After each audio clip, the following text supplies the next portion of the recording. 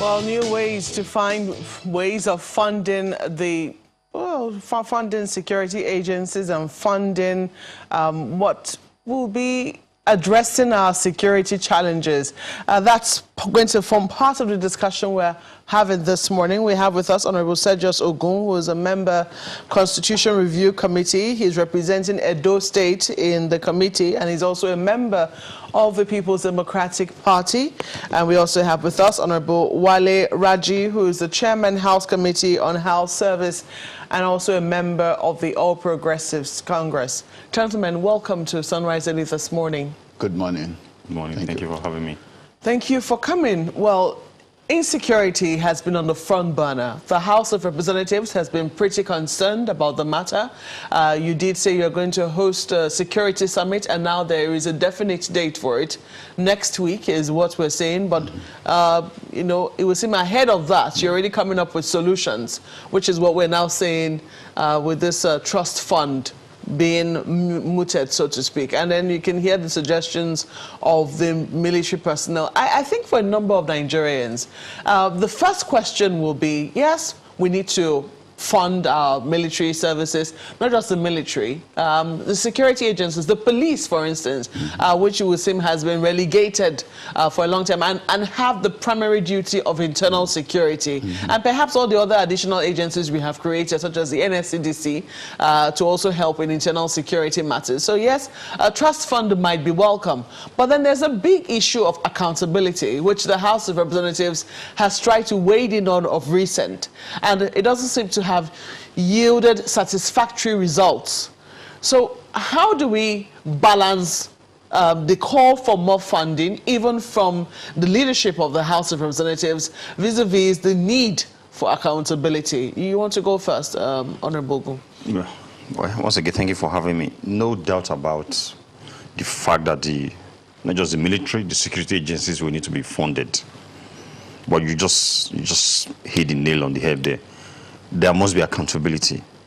Because the last time I heard somebody in the Senate was saying that when we're trying to probe funds that were released in the past, and then the senator was talking about they need more funds and there will be no need to probe.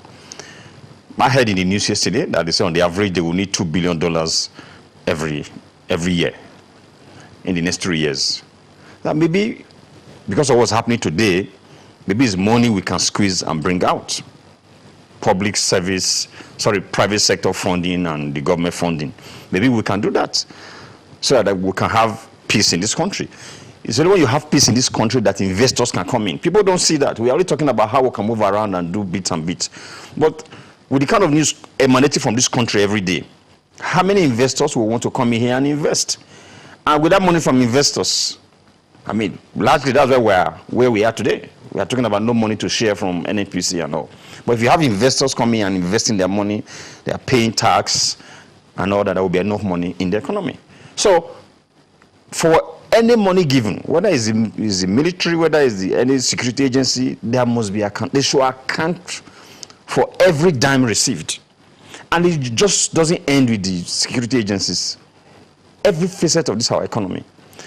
People are so used to taking and not accounting for it. And we have become used to it. Somebody says, how much? The last budget defense we were talking about, I remember I was grilling the head of service. I think it was about 14 million. They used for foreign travels. When there's supposed to be an embargo on it, there was another 7 million. No, billion, sorry. 14 billion and 7 billion. They said for monitoring staff. I was like, give me a break. Do you drive around office to office? Yeah, because when they transfer some people, they don't move there and all that. And a colleague of mine said, please leave it. This lady has done so much for the civil service. There is just 7 billion. So we have to task people to account for every dime they get. We will get everybody to contribute. As we are today now, if you tell individuals to begin to contribute, even if it's 500 naira, so that we can fund the military, I'm sure Nigerians are ready to do that. But what happens when the money comes out? At the end of the day, you're asking people to account for it, they become a bit arrogant. So I totally agree that people must account for whatever they get. I don't know what your thoughts are on the matter, Honorable Raji. I mean, do you support the calls for accountability, or do you think that we're stressing too much on accountability? I mean, there is no doubt about it that in this country today, one of our major problems is misappropriation of funds, corruption generally, and in a normal society, it should be an aberration. You know, there should be accountability. There should be accountability. There is no doubt about it, and that is why I've always advocated that in fighting corruption, we must strengthen the monitoring mechanism to ensure that funds allocated are applied for the purpose for which they were appropriated in the first instance. So, but that should not stop us from doing what we have to do. That is funding our security agencies, the military and other security agencies, generally. Because the situation in this country today, I mean, is such that gives everybody concern, I was in my constituency over in the last 1 or 2 weeks. And, Youth Corps, the next batch of Youth Corps, are reporting to camps in another 1 or 2 days. Have been bombarded. Some indigenes of Lagos State posted to Castina, posted to Sokoto. Their parents are worried, and genuinely. So, apart from my colleague spoke about foreign direct investment, even internally, moving from state to state, it used to be a thing of pleasure, adventure for us to move around to other states. I know some of my friends that they derive pleasure in traveling by road from Abuja to Lagos. But today, traveling from here to Abaji, you have to, make adequate preparation to ensure your security. So there is general there is general insecurity in the country, and we need to address it. We cannot develop, even internal investors, local investors cannot invest, where there is this general insecurity. So I totally support the idea that there must be accountability. There is no option. In fact, to do otherwise, is to do the abnormal. So I think that for a number of people, the question will be how the House is going to take on board that need for accountability alongside the call for increased funding. Because we can see, from what we have seen, I think it was the House of Reps, the committee, I can't remember which one of the committees, now whether on Army or so, that invited the Chief of Army Staff. Yeah. And the encounter was on live television. Eventually, media was asked to excuse the committee when we could see just how heated up things were about to get. So when you see that is the kind of reaction you get when calls for accountability are made, what other actions are you taking to strengthen the arm of the House, by extension the National Assembly as well, to be able to get accountability alongside increased calls for funding or calls for increased funding? Do you think that, do you think that anything extra can be done apart from what has already been done? No, my own view is that we should be resolute in our determination to ensure that our oversight function are performed without fear or favor, and with that sense of patriotism that we are doing it for our country.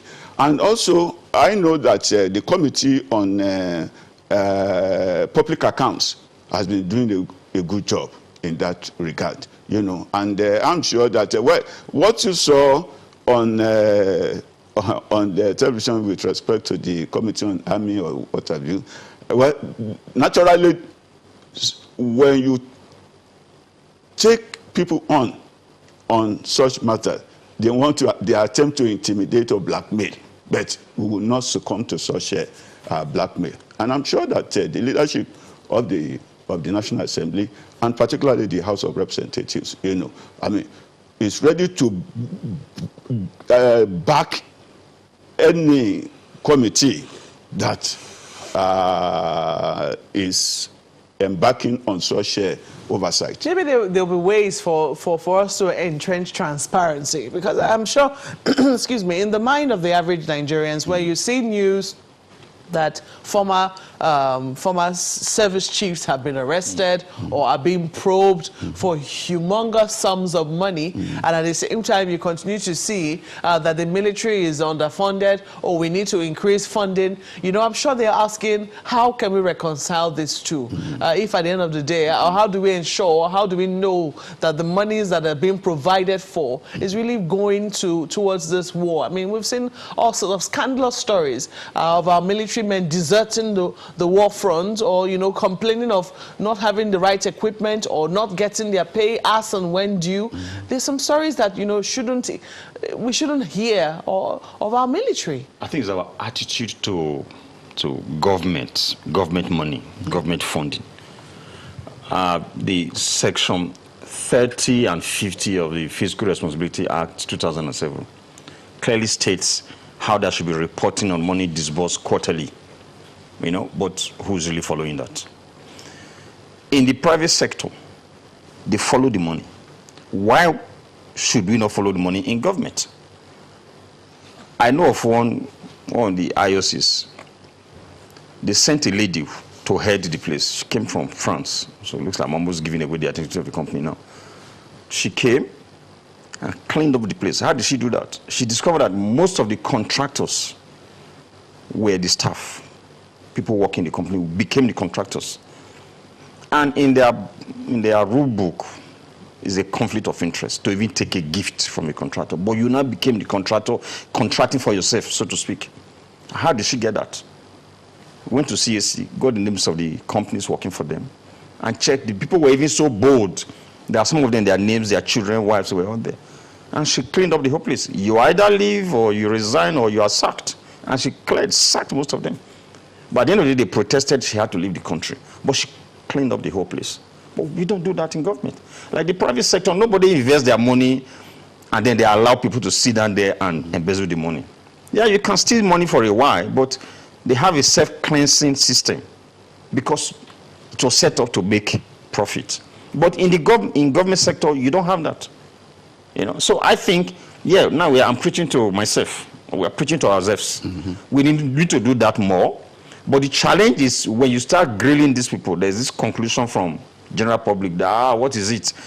But I mean, that's the thing. So is there a way we can make it routine in such a way that this is not about, we now believe that money has been stolen. This is about what needs to be done. It's like accountability. What needs to be done on a quarterly basis? What needs to be done on a yearly basis, whereby maybe military chiefs have to give an account, or whereby, there is, however monies are spent, there is a place where you can easily go to source the information, and maybe the only time we see them come around is I mean, you can source information. I don't just mean members of the House of Reps. I mean, any Nigerian can get the information when needed. And so much so that the only time when we see them, perhaps at the House or the Senate, is when there is any discrepancy noted. I don't know if any, there are any suggestions towards that end. I think fighting corruption generally, it is not only for the government. We, Nigerians ourselves, I think we have a role to play. Now, these people who steal from government. Let's leave out the role of the ordinary Nigerians, because there are government agencies that have been saddled with that responsibility. Yes. Nigerians have given them that, responsibility to carry out on behalf of them. No, you see, look, just like I said earlier. On their behalf. Just like I said earlier, on the part of the National Assembly, we are saddled with the responsibility of oversight. And we will continue, we will strengthen that and ensure that we continue to exercise our oversight function I mean, part of the oversight is the annual review of the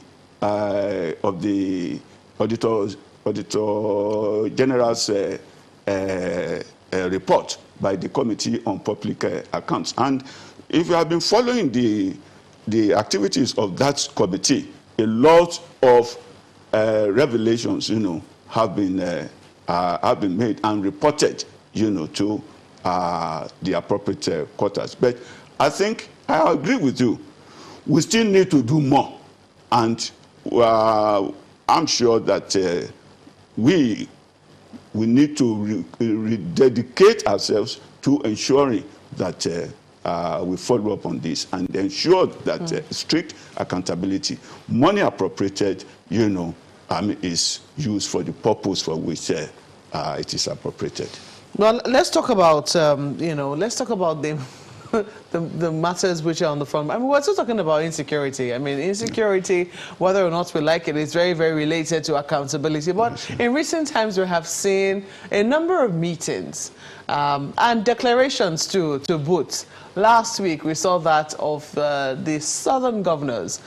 And I was just saying, just before we came on this show, that I think a lot of you are going to be hamstrung, even though you belong to different parties. But it was beyond parties. Yeah, it was. The meeting we saw of southern governors was beyond parties. And for a number of people, they said that they felt that sent a pretty strong signal, even though, the northern governors meet all the time, and it doesn't look like that raises a lot of eyebrows. And when southern governors meet, it looks like something extraordinary had happened. And we have to agree, because it doesn't happen all the time, even though they claim that, this is not strange, we do. But their message was clear. They came out with a 10-point agenda. That's right. Asking the president to do a number of things. The message was directly to the president. And then as if to say this is something that we're also feeling across the aisle. We saw something yesterday, PDP governors meeting and coming up with their own points as well. You were a member of the House Committee on Constitution Amendment.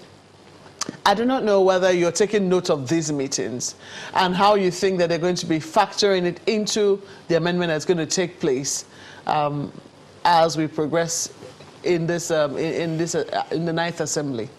Yeah, but I think the governors did not come together, the southern governors and even the PDP governors, out of the fact that they didn't have anything to do. They are the CEOs of the various states. They are going through all this enormous pressure in their states, and they have to deliver. They have to protect their people. So when one or two people criticize them for taking the stand that they took, and I said my answer to such people is, you don't know what it is to be head of your family, maybe. But you cannot sit down at home and your wife and children will be raped. And that's what's happening largely everywhere in the country. Some of the things they raised are already in our purview. If there's a notice, the Senate will be going around the country, the 6 geopolitical zones next week. Yeah. And conducting public hearing of the committee. The House will do theirs maybe first week in June. So most of those things are already there. I think whatever they did in Asaba and in Ibadan yesterday is just to further make it a national discourse and bring to the front burners. They will be discussed, and I'm sure that will put some pressure on the National Assembly this time around, because the general view or opinion of the people is that the constitutional review will not amount to anything. So, but now that the governments are holding on to the positions, especially through federalism, devolution of power, and all that, they already, if you look at the list of items to be discussed by the senators in the public hearing, those are like items 2, 3, 4, or even 5. So they will be discussed thoroughly, and my advice will be to the people to come out in the states that will be visited, to come out and also express this so that we can take them on board. So when we come back to Abuja and we clean up whatever has been discussed, we don't forget those things in a hurry.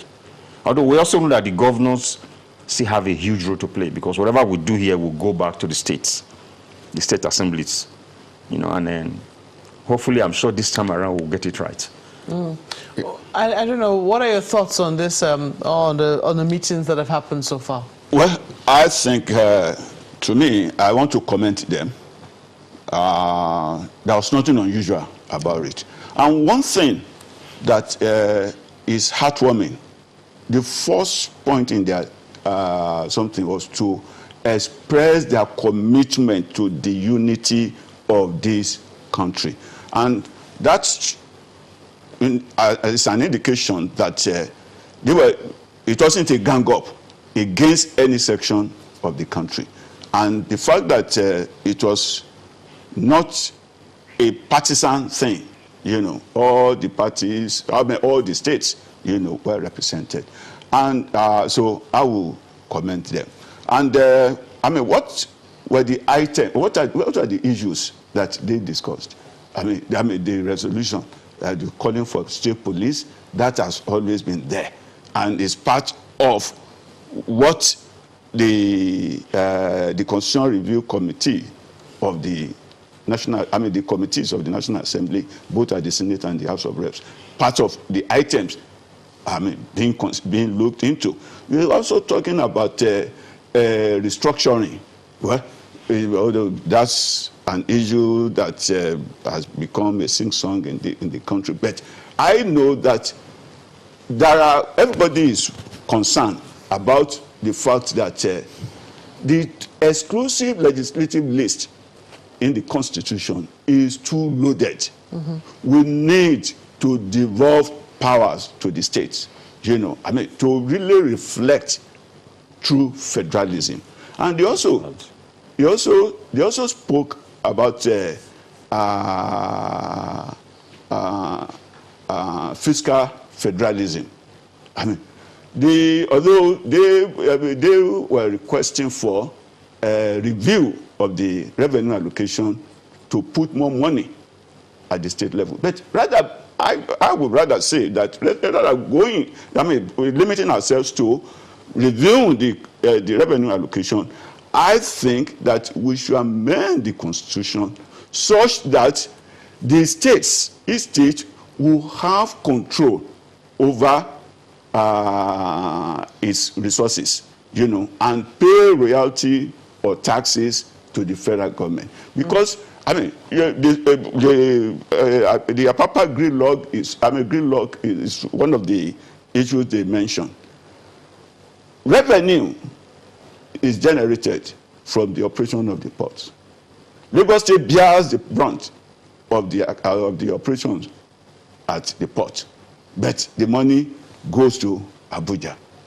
These are some of the things that we need to really look into. And some of the things this issue, you recall that APC proactively at the beginning of this administration constituted the El-Rufai committee.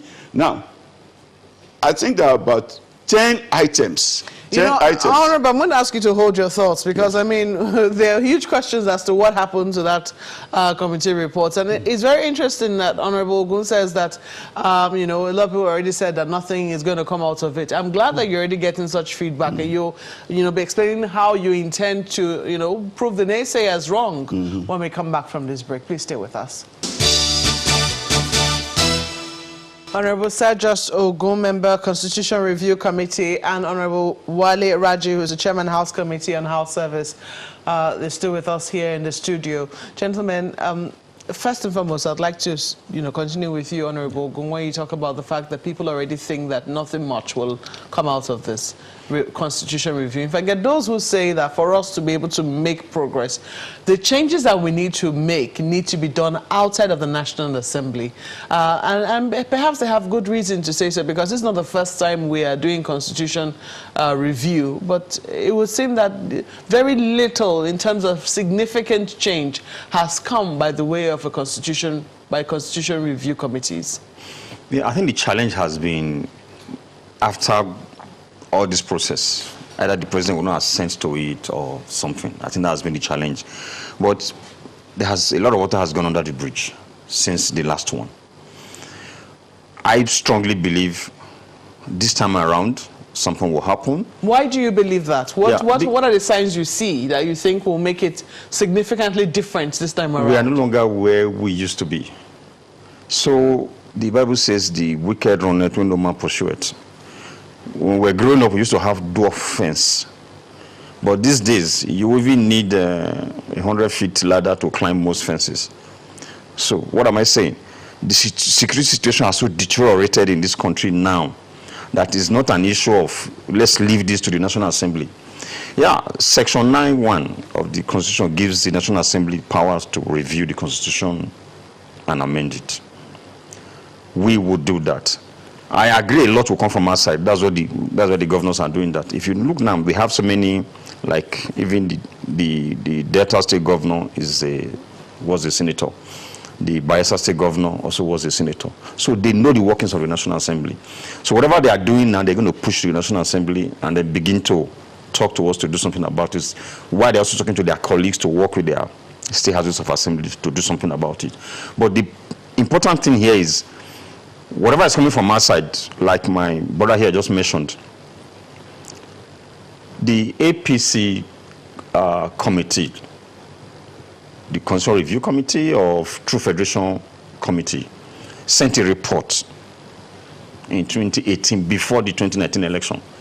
And most of the things we are agitating for here today, most of the things said by the southern governors, were all there. True federalism, devolution of power, state police, all those things were there.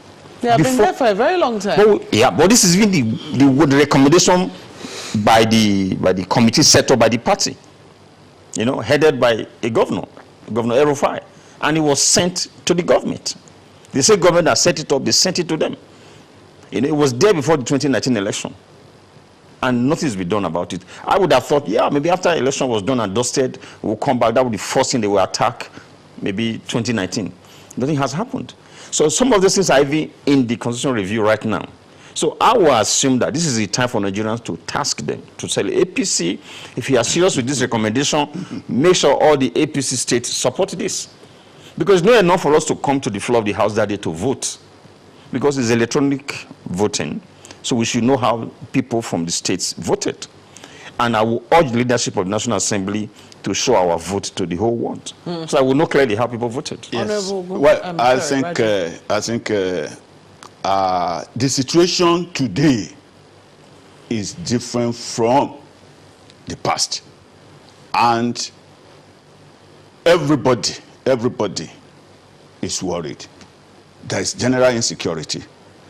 There is, economic hardship in the land. And we have come to a stage that disintegration is staring us in the face, and everybody is concerned. So the attitude towards the constitutional review this time around, I think, has changed. And one thing that came out of the... You're feeling it? You're feeling the changes? Everybody. I mean, everybody, including you. Does anybody feel safe in this country today? It's not the safety I'm talking about. No, that is the fact that there is general insecurity. I mean, the attitude to constitution amendments, or the attitude to the changes that have to be made. It will force everybody. It will force everybody, to be committed to doing something that will change the situation. And one thing that the governor said, I don't know if it was properly captured by the press, was that they were going to engage their representatives in the National Assembly, to ensure that we are all on the same page with respect to their recommendations. And let me state this: I'm aware that there is a move, in that regard. Very soon, you'll start seeing engagement, by some of the governors with the members of the National Assembly. I can tell you that. I mean, something is coming up very soon, within the next few days. Okay, let's flip this to Lagos now for questions from my colleagues. Gentlemen. Well, yeah, Honorable Ogun, let me ask you, I mean, some of the points you made, part of which was that we needed to know how members in the National Assembly vote. This was part of the, perhaps some thought it was part of the reasons why it fell through the last time that this subject matter about devolution of power and state police came through, and then the Assembly said they were going to represent it, but today we know that that hasn't happened. How do we ensure, how do you or the leadership in the National Assembly ensure that anyone who votes for any particular item, their constituencies or Nigerians know what direction that is going to take? Yes, okay, thank you, Chambali. Yeah, that's what I was saying earlier. Is electronic voting. So when we vote, it's on record. You know how we vote. So well, my take is, I think the last time we did that in the 8th Assembly, it was the day we were going to vote that we met. The speaker today was the majority leader then. That was the day we met. But we're going to do that differently now. And so we're going to be meeting. Like when the Southern governors took a position the last time, and certain people were trying to rebuke them, so to speak, the National Assembly, the senators came out to say, look, we endorse that fully. And then the House members also came out in the South, from the South, said, we endorse that. And that's a repudiation of whoever was trying to raise his head, talking about the Senate president. So we are going to be engaging, we're going to be talking, like my colleague said. And when we go there, we're going to vote, and they will know, Nigerians will know clearly how we voted. That's why I was saying there's hypocrisy in all this. In the 8th Assembly, there were so many things the APC claimed supposedly that they were in support of. But when we voted, they voted against those things. So this time, I will urge the leadership of the National Assembly to let the world know how we voted. So maybe when that happens, nobody comes out to blame any part of the country for what happened or what didn't happen. But I strongly believe that, I think even the northern state governors have taken a position on some of these issues. And the earlier we begin to address them, the better. And now, there is no more revenue to share as such. Whatever is happening in Kaduna today is just a matter of time. Even this year, it will happen around the country. The governors don't have money to pay anymore. So the earlier they begin to look inward to generate money to take care of their people, the better. And it's only a fool that will not know that you need to prepare for tomorrow. Well, let me bring in Honorable Raji. But we're hoping that at least the National Assembly will let the public know. It won't be a bad idea to publish how people vote, so people need to know. But Honorable Raji, the comments of the President of the Senate about the meeting of the Southern governors calling for devolution of power, restructuring, ban and open grazing, it comes across as though he's opposing some of those, asking that there be restructuring in their states first, as though they were paying lip service to the entire thing. How does that come across to you, especially when people think that, wait a minute, isn't that comment already rallying those who will oppose that when it comes to the National Assembly for debate? Thank you, Chamberlain. The comment of, or the reaction of the Senate President to the resolutions of the Southern governors was his personal opinion, and which he is entitled to. But the Southern Senators Forum, they have expressed the collective position of the Southern senators. Ditto, the House of Reps from the South have also expressed their own position on the issue, and I think everybody is in agreement, with the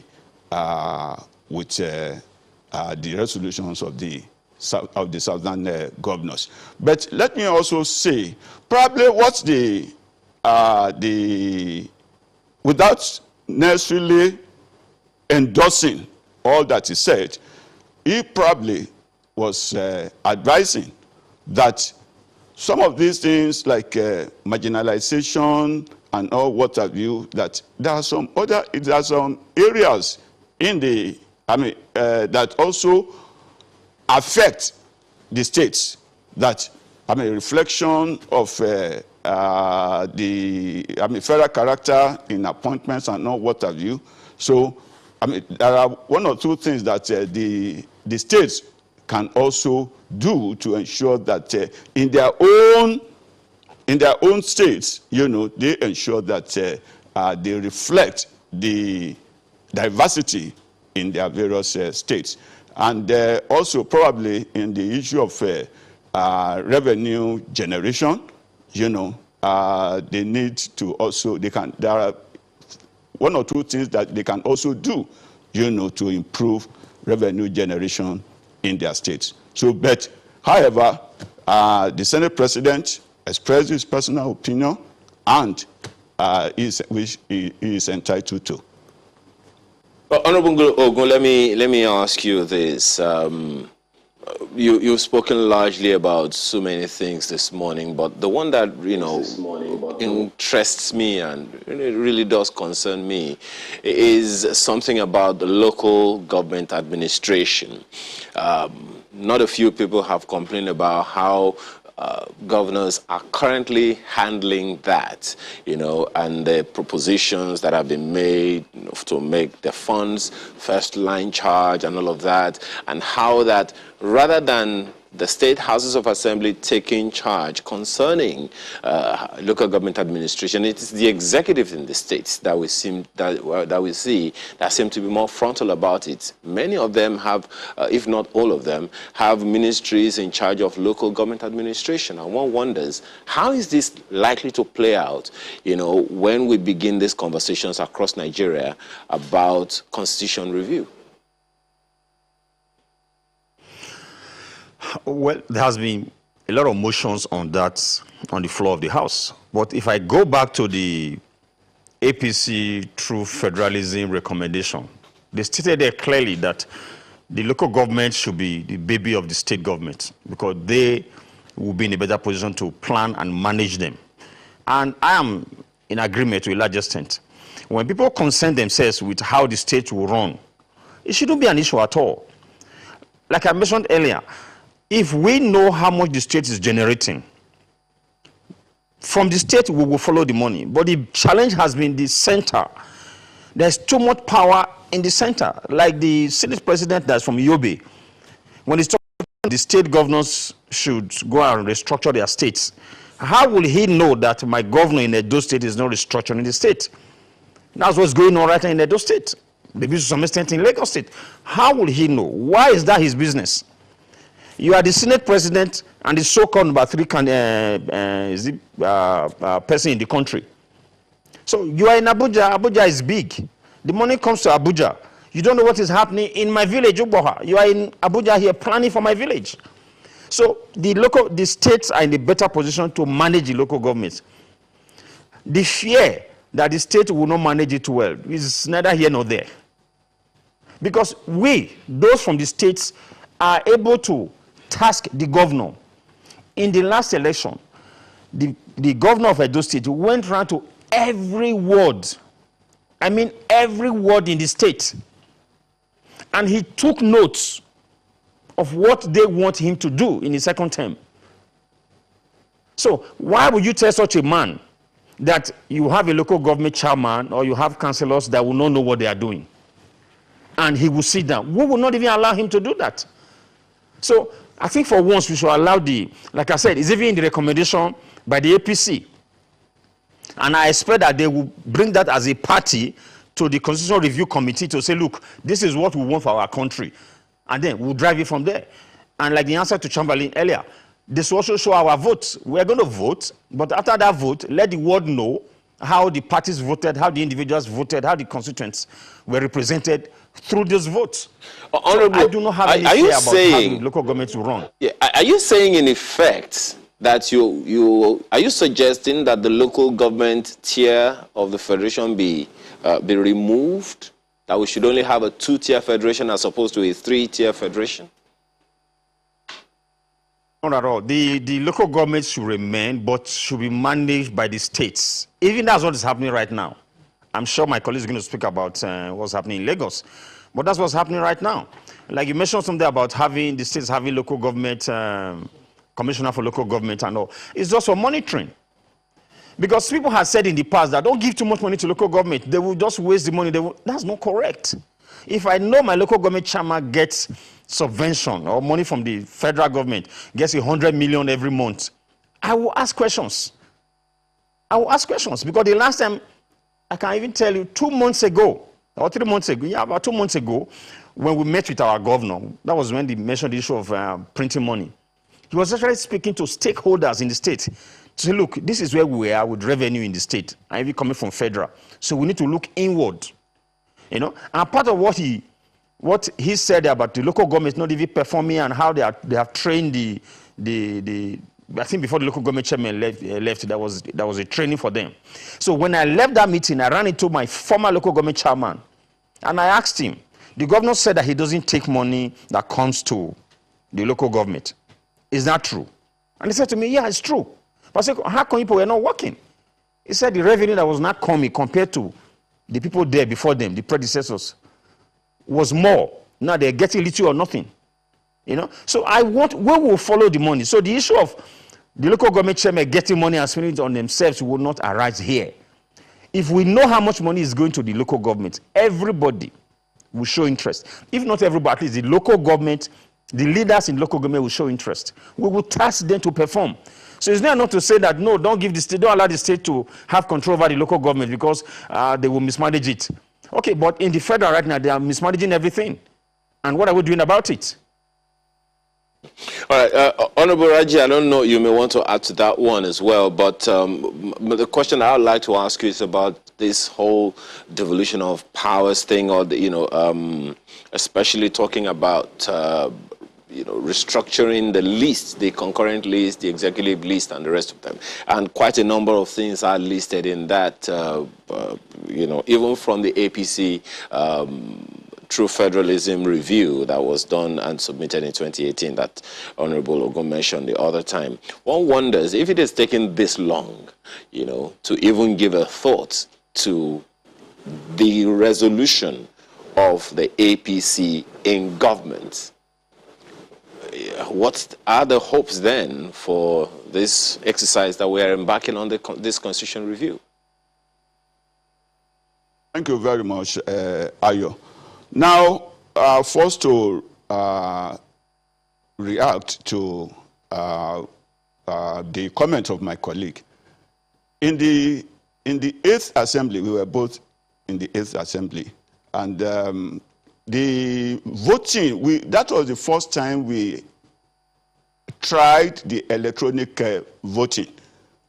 And I think that when we were debating the recommendations of the Constitutional Review Committee of the 8th Assembly, there was an attempt to use the electronic voting system, but we ran into a hitch with it. But definitely this time around, I think there's going to be a change. Now, on the issue of the local government, I also need to comment on that.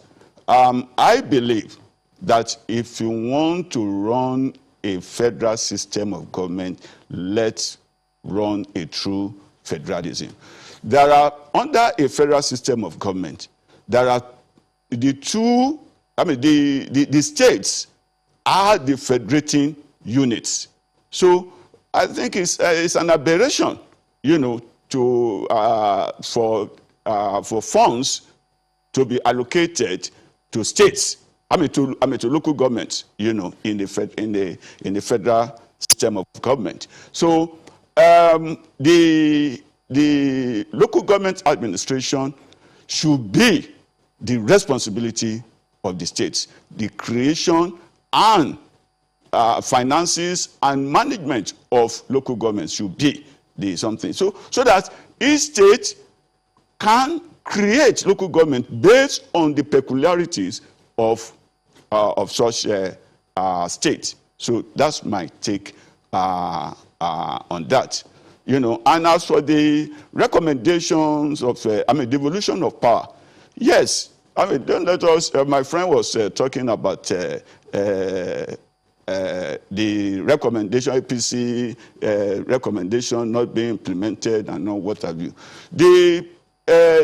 Those recommendations, they came close to the 2019 election, and the recommendations, the report has since been, they've worked on the report. In fact, there are some draft bills, you know, by the committee, and I'm sure all these will be passed to the Constitutional Review Committee. You know, so talking about devolution of powers and all what have you, you know, the state police, there's nothing the governors, the southern governors, or any other group of people have spoken about, you know, on the Constitutional Review that have not been taken care of. Honorable Wale, let me just drop this just a few more items before I bring in Honorable Logun.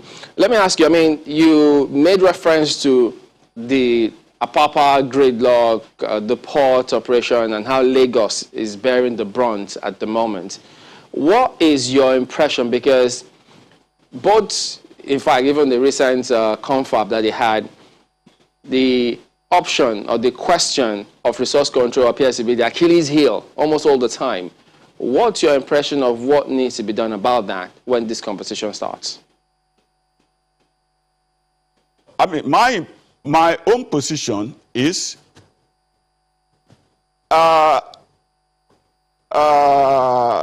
must be fiscal federalism that will allow states to control resources, you know, within the state, and whatever revenue, whatever taxes or so that will be paid to the federal, let it be paid to the federal. For instance, the Apapa port, the operation of the port, for instance, you know, Lagos State should be allowed to run, to administer the port. Okay. Lagos State should be allowed to administer the port, you know, collect the revenue coming from such operations and pay taxes to the federal. All right, let me bring in Honorable Ogun. I know we need to run. When this starts, this review committee, looking at the schedule, how it plans to go around different geopolitical zones in the country, and the impression I get from everyone appears as though we need to hit the ground running. How long is this going to take? Are we going to see this concluded before the 2023 elections? We know that end of this year, next year, election will kick in. Election preparations and all those proceedings will kick in.